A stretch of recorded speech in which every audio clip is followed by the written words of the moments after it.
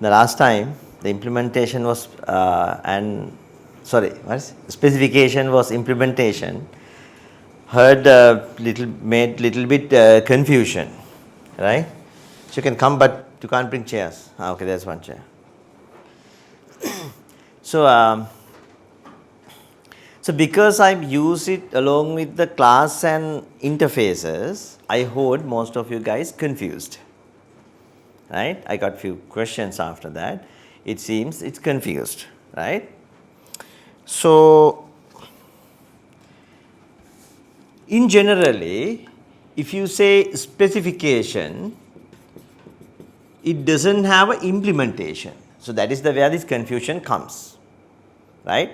If you take interface and class, interface does not have implementation. It is a specification. Class, its implementation. That is how it works, right? However, as I explained, after Java 8, there are certain implementation which is inside the interface as well. But still, we tell interface is a specification, right? Not a implementation. Okay? So now, don't bring the chair, just come. Okay? Right. So now, what happens is, when it comes to JVM and JRE, JVM is the specification. That doesn't change. JVM is the specification. But the implementation also, because we told when you say Java and the class file name, this is what create the JVM. Right? So this is what create the JVM. So that means this program has its own implementation. Right? That program has its own implementation. For example, JVM specification written by Sun. Now it's Oracle. They are the one who write in the JVM specification. So implementation, it can be hotspot, it can be hot VM, it can be open JRE. There can be many implementations, right? But that being said, JVM is, if someone say JVM is just a specification without understanding the depth, it's wrong. Right? If someone say, okay, JVM is a specification, because that is not only specification, it has its own implementation as well. But that implementation come where? When the JRE installed, right? Implementation comes when the JRE installed. Until that, specification doesn't come. Sorry, implementation doesn't come. You cannot download and install JVM. That's Shankar today.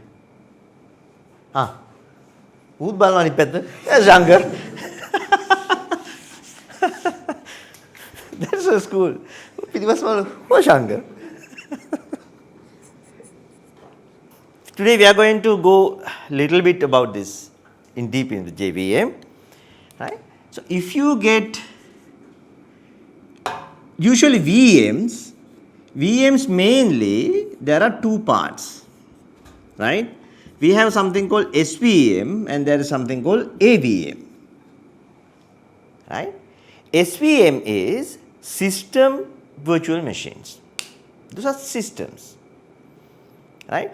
The uniqueness is it's linked up with the hardware. For example, hypervisor, right? And there's something called Sen.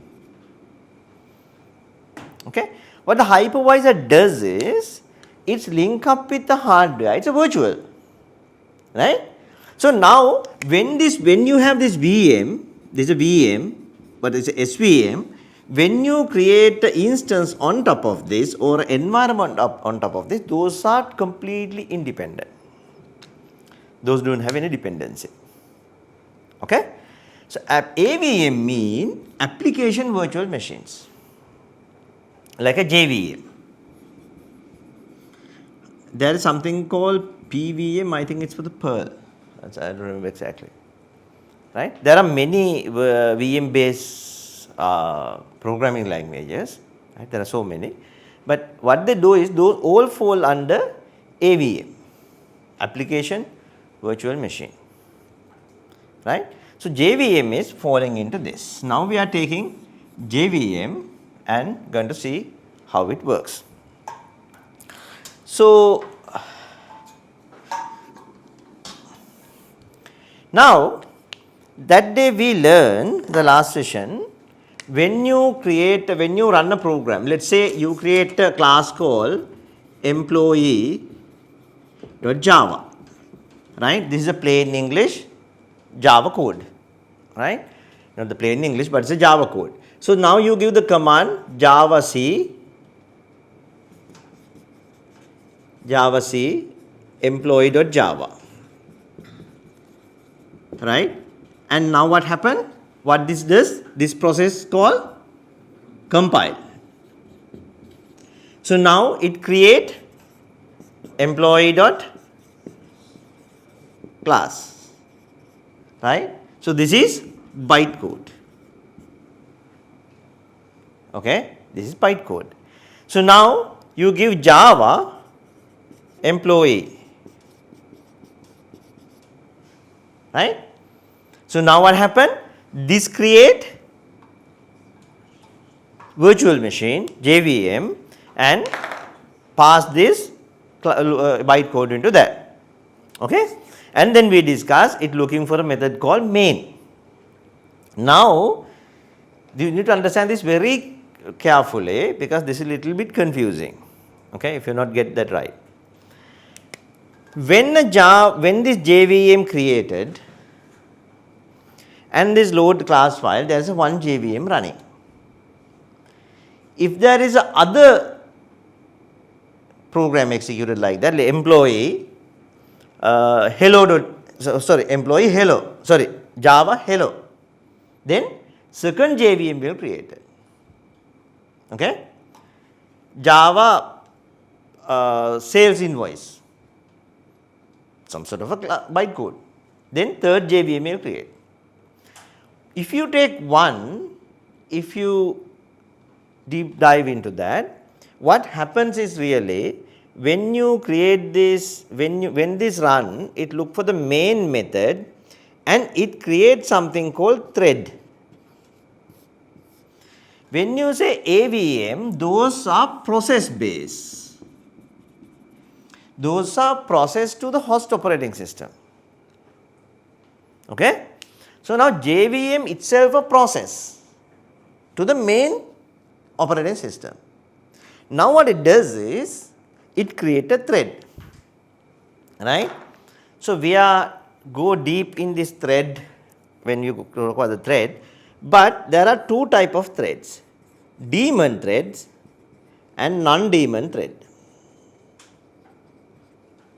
Okay, daemon threads and non-daemon thread. Follow this very carefully step by step. The thread this main method create, main thread is a non-daemon thread. It is a non-daemon thread. This non-daemon thread can create any other daemon or non-daemon threads. Okay? For now, for a moment, understand that it is a process. Now we create a thread. Okay? So now JVM just born. JVM just born.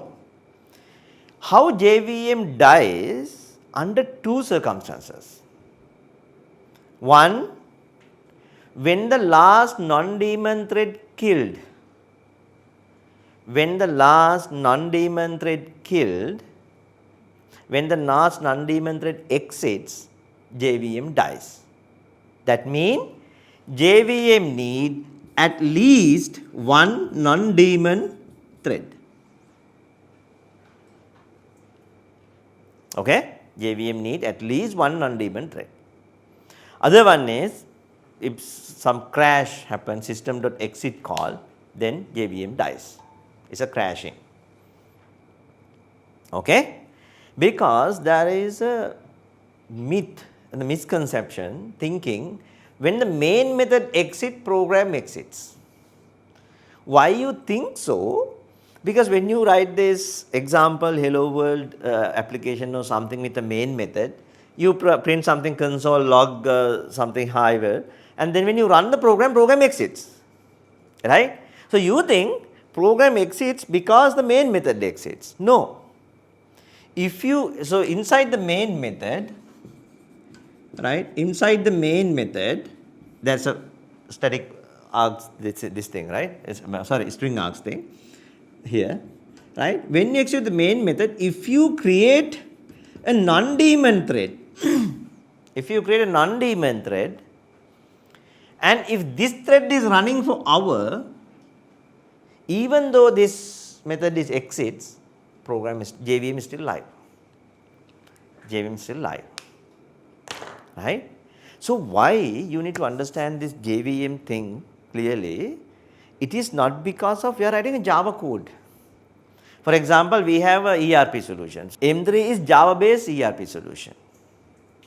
Now, majority of the problem we see today, the team is trying to resolve related to JVM, right? So heap is getting filled, thread count is getting high, and it creates too many threads, and like need to understand, analyze the thread dump and see exactly these are the bugs or these are the real use cases, what are the type of the thread being created, why this out of memory coming.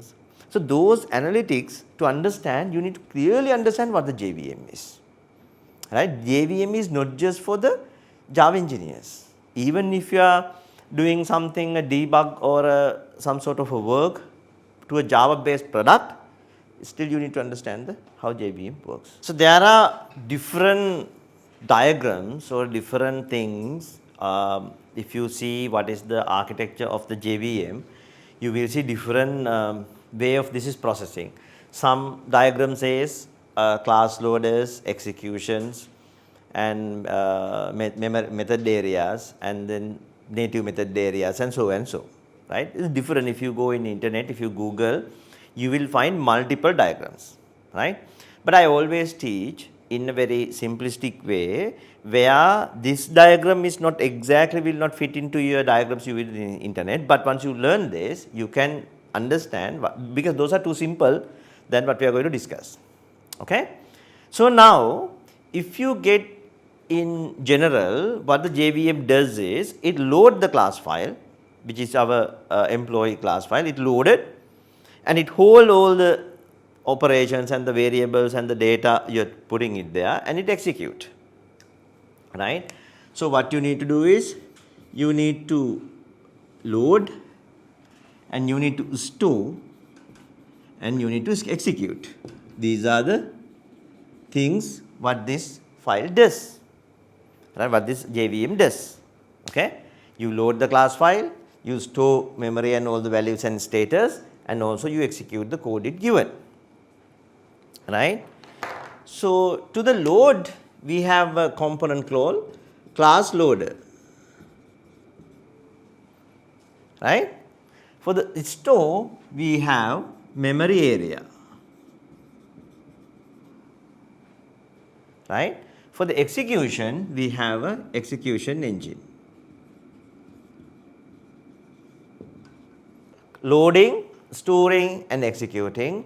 Loading handled by class loaders, storing handled by memory area, and execute handled by the execution engine. Okay? So these class loaders, again, we go deep. There are multiple level of class loaders, system class loaders, application class loaders, custom class loaders. Those class loaders has a different meaning and a different purpose, right? And the memory area is divided into multiple area, because if you go and ask any Java developer what is inside JVM, they mainly say heap and stack, right? Heap and stack. But there are so many more into if you get the memory area.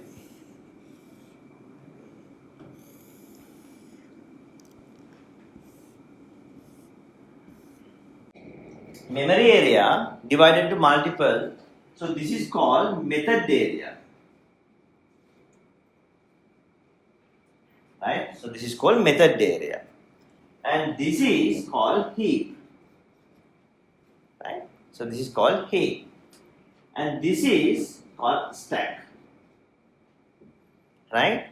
And this is called PC register, program counter register, PC register, right? PC register, and this is native method area.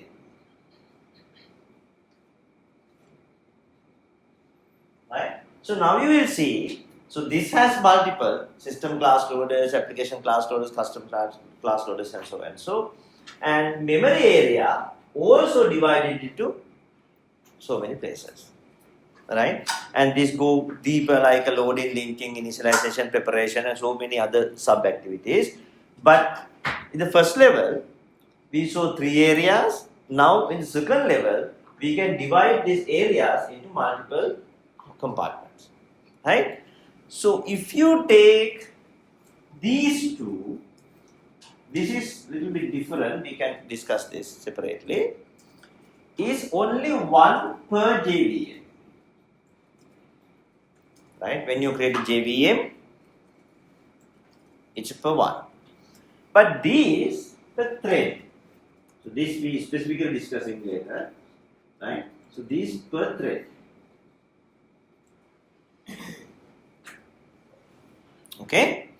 For example, when you load the class, it comes to the method area.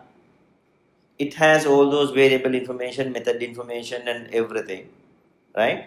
So there again, we have to go and discuss separately these loading steps and everything. But for now, because we are going deeper layer by layer, right? For now, you can think method area, it load everything and keep, right? Heap is the one, is keep the objects, right? If your program has any objects, right? This is the way it is stored. Remember last time we discussed 2 types. What? Primitive and wrappers. Wrappers is objects, right? So this area is to keep the objects.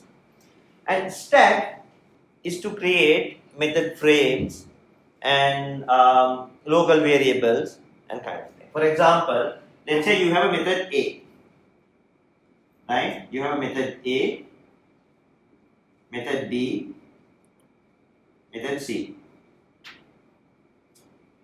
Okay? So now, in the A's implementation, A call the B,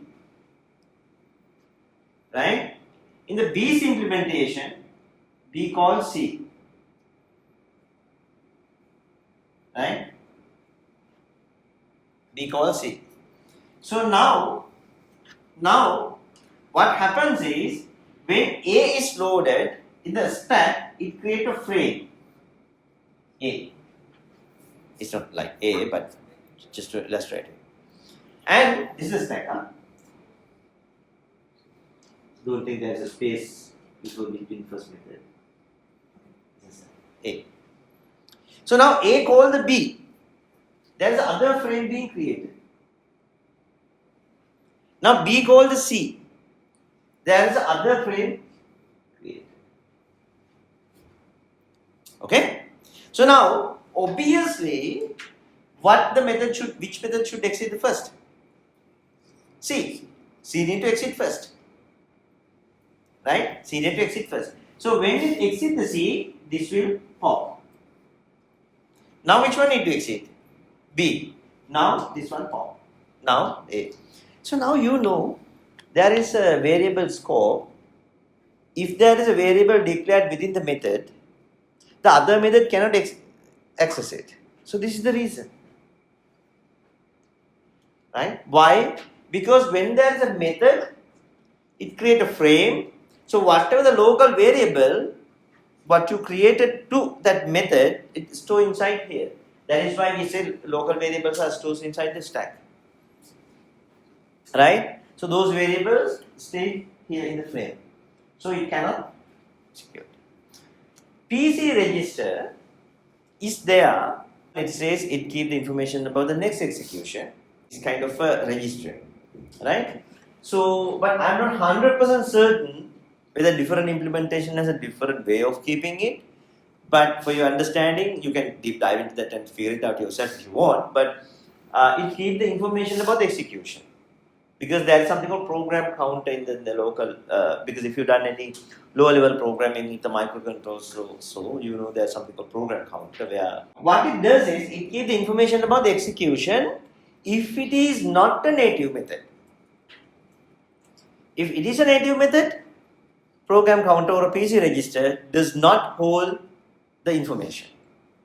What is a native method? Native method means method which not implemented using Java. JVM can run those. For example, you have some sort of a thing, logic or algorithm, you know for sure C is the best to implement this algorithm.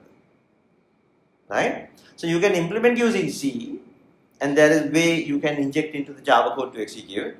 So then it's a native methods. If it's being native methods being executed, then those information will not be there. So this is a native method area. It's kind of a non-Java execution. Right? For example, let's say if you get this one isolated, this particular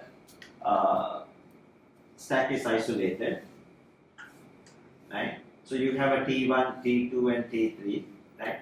So this has this type of method called, right? So now, if you get the PC register, right, for T1, it may hold some sort of information. For T2, it may hold some sort of information. But if the T3 is reference to the native method area, then T3 don't have any information stored. Okay, T3 don't have any information stored.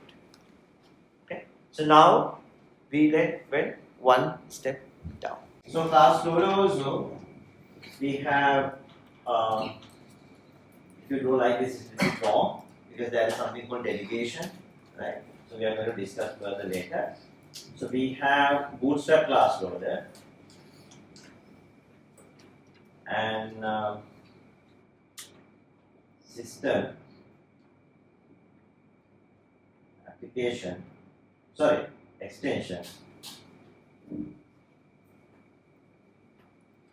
application and custom. This is well known as a system class loader.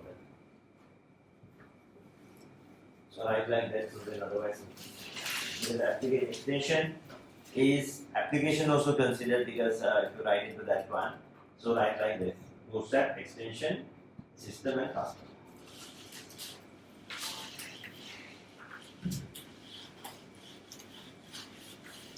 Then other part is the important part in this process is the garbage collection. Okay? So Java has its own way of removing unwanted object. For example, if you create an object and so where the objects are stored? Where the objects are stored?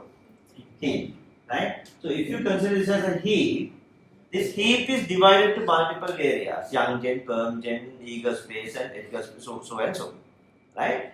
But with the Java 8, the algorithm is a little bit changed because perm gen area, because young gen is like the object is being created, the perm gen is the object is like stay for a long time and so and so. So what it does is there is something called GC cycle. GC means the garbage collection. What this garbage collection does is it go and check what are the objects needed to be removed. Right? What are the objects needed to be removed? So let's say there is an object and there is another object, right? So this object is reference to this one. Now object has an incoming reference, direct incoming reference. If the object has a direct incoming reference, then garbage collector cannot clean this object. If the object has a direct incoming reference, garbage collector cannot collect this object. However, if the object 1 and object 2 has a reference like this. I have you, you have me. Right? The recursive references. There is no other external references, but it's a recursively referencing each other. Then this is garbage collection eligible. Because there is no other external references. So now what happens is, now they stay in the heap area. Let's say in the young gen. Let's say in the old model, they stay in the young gen. Right? So now few GC cycle happens. And when the GC cycle happens, it not clear, so it want to stay longer. So it says, okay, now you can stay in this room, you go to other room. Right? Eager space, and there are so many areas to go. Right? So now, there is no permanent now, but let's say there is a permanent space, the very longest stays object. Right? So now it stays here. Now you create so many objects, those has keep the reference. For example, you create object and add it to a list. Right? So now this list is keep growing. You are not representing more empty in the list.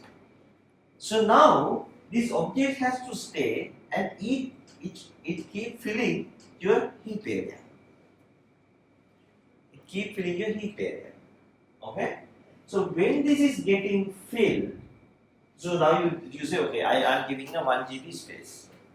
I am giving 2 GB space. I am giving 3 GB space. But whatever you have a number. When that fails, it calls out of memory. Out of memory. Why? Because now heap is filled.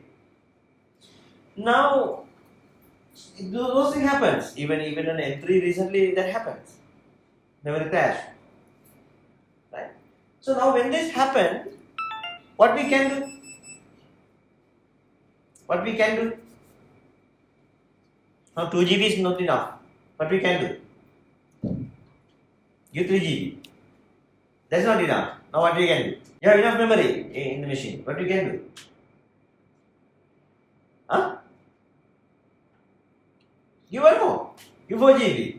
Not enough. Now what? Give one more. Here's the problem. Let's say I get you and I ask you, okay, you need to sweep this room. Okay? How long you need? 7 minutes time to sweep this room.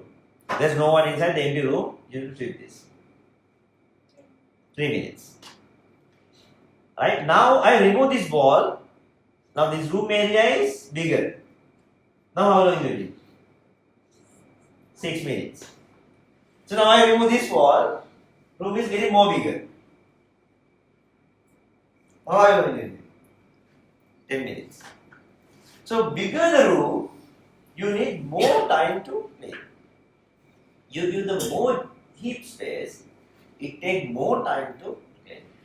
Now this is not 100% true because there are certain algorithms developed because G1, GC type of algorithm they developed to avoid this situation for a certain level. But in general, in theory, that's what I told you very first day. What we are learning is the concepts and the theory. Right? When it comes to latest version, there is a slight modification, but still we stick to the same principles. Now, GC, full GC. There are two types of GCs, full GCs and minor GCs. Full GC is called stop the world scenario. Stop the world. That means JVM freeze. So at that time it doesn't do anything other than the GCs. Right? So now what happened? More space you give, it takes more space, more time to clean, it introduces more GC freezing time. Right? So that creates different problems. Right? So there are sweep algorithms, parallel GCs and G1 GCs, there are different algorithms. It works differently. And based on the heap size, you need to switch the algorithms also. Like for example, some applications I have seen when they see when it sees it move heap space, they increase the heap, but they don't change the GC algorithm, right? So then, so that's why you have to have a global view how each of these pieces works, right? So you have an assignment, right? I tell you the detail. You need to learn 3 different GC algorithms and write the article about how those each algorithm works. Okay, right. So now GC is fired. It may claim some space, right? You can find GC logs in your system to see how GCs behave and how many objects is being created and so on and so on, right? And there are some tools we can see, look inside the heap area and see what are the objects being created, what are the objects being garbage collected, and what are the problems, what are the threads created, and so on. So, but in generally, so GC is considered as a stop the world scenario. So now we go back to class loader, right? We have bootstrap. Okay. Because these names sometimes we will interchangeably use, so don't get confused. So bootstrap usually load Java Lang package libraries. That is why when you use the numbers or a data types or anything, you don't have to import explicitly, right? Because it's already loaded, right? And what is the next class? Next type? Next loader? Extension. Right? The extension class loader load libraries from JRE ext directory. If you put something into this directory, it loads those data. Right? Third one, we have application or system. Right? Some because it's just system also. Right? And this load libraries from your class path. So that means if you have an application class path, it loads libraries from there. And then you have custom class loader. Right? So if you have some sort of a DB network kind of a drivers or a classes to load, you can use this one. So this go through 3 main processes called loading, linking, initialization.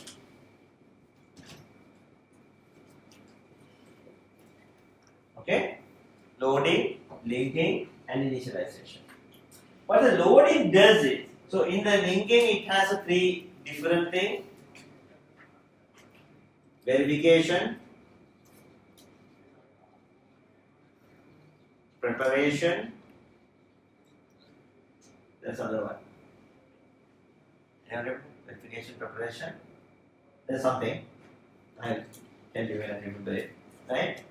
And what this does is, so we go each detail, each stage what it does. Right? So what the loading does is, it load the class file, read the bytecode, right, and load into the relevant areas. Right? Linking has a verification process. There is a process called bytecode verifier. What the bytecode verifier does is, it checks whether your bytecode is tampered outside the compilation. Right? Because bytecode supposed to created by the compiler.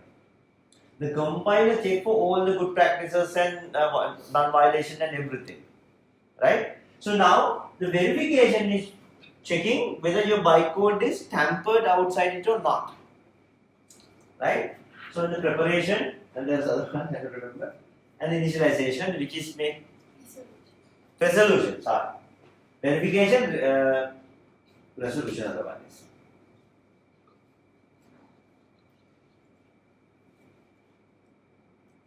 Yeah. Right? When we have all those things, we say class loading is complete. Right? So now, what you need to understand is, when you write a program, you just create the class, you create an object, right? but it has to go through all these processes. Java follows something called lazy loading technique.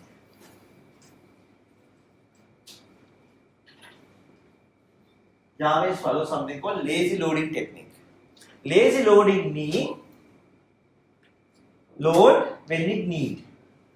The other side is eager loading. It preloaded everything and keep it. But Java doesn't do that. Java do the lazy loading concept. So now, see how this works. Okay? See how this works. We are going to go in detail why this is happening. Let's say, what are the double OP principles? There are four factors of double OP. Inheritance, polymorphism, encapsulation, right? We say a pi, right? Abstraction, polymorphism, inheritance, and encapsulation, right? So now, here, what is inheritance? What does inheritance mean?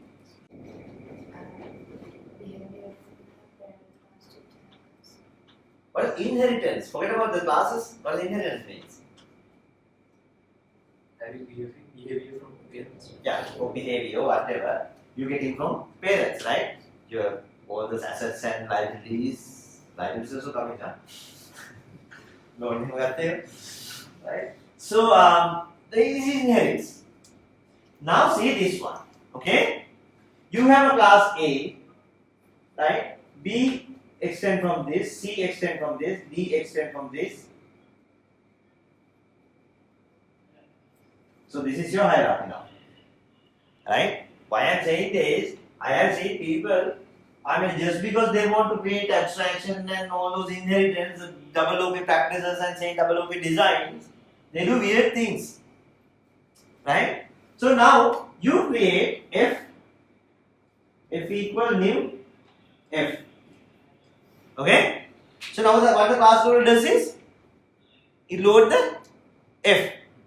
When we see if loading, it sees R. This is inheritance E. Now what it does? Is load the E. Is go to loading, link, verification, preparation, resolution, all those places. Now when it goes that, we will see exactly where it sees. It go to, it sees the D. Now we load the D. Same process. Now it sees. Now it sees. Now it sees.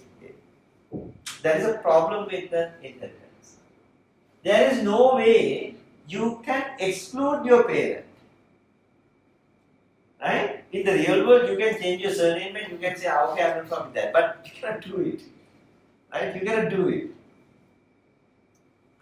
So there's a problem with inheritance. Now, since you know, I mean, still we don't know how complicated this special resolution and preparation. Right? It gets the variable and it assigns the default values and then it see whether it is static or not, and it's so many processes to do. Yeah, I understand with the today processing power, this happened quickly, but so many things happening behind the scene. So now you just need one method of the F, but you ended up with loading many other classes. Right? So since you know how complicated it is, I should be very careful when you use this, because there is a thinking pattern with software engineers. We need to use the double OP. I understand, it's good, but double OP is just a one design pattern, right? So there is you don't have to go for inheritance, there is something called composition. It's something to do with JVM. The composition. What does inheritance mean? What is the relationship in inheritance? Is a relationship. Right? Car is a vehicle. It has to be is. Right? That's why, for example, if you get the animal, right, you can say dog is an animal. Right? But almost same characteristics, but you don't create the human from the animal class. Sometimes human is animal, but you don't say that. Right? So you have is a relationship. The composition is what? Has a relationship. Car has an engine. So when that happens, you don't have this problem. it depends on which object you composite. So now, like you decide like for example, K has F type of a relationship. Then in order to inject the F again, you need to do this. Okay, but in theory, in general, you don't have that problem with the has a relationship. Okay. Any questions? Next stage we go in detail of each stage. I'm not saying the next day or not, but when that happens, you will remember this. පිටිපස්සේ ඉන්න අයගෙන් අහන්න පුළුවන් සමහර sessions තියෙනවා dog ගාලා අතර වෙච්ච ඒවා මේ කලින් සෙෂන් එකේ මතක නැතිව දෙපන්දර නැගලා හතරමාරට ඇවිල්ලා හතර 35 සෙෂන් එක ඉවරයි ඒ වගේ තියෙනවා පිටිපස්සේ ඉන්න අය පුළුවන් Any questions? No? Okay, then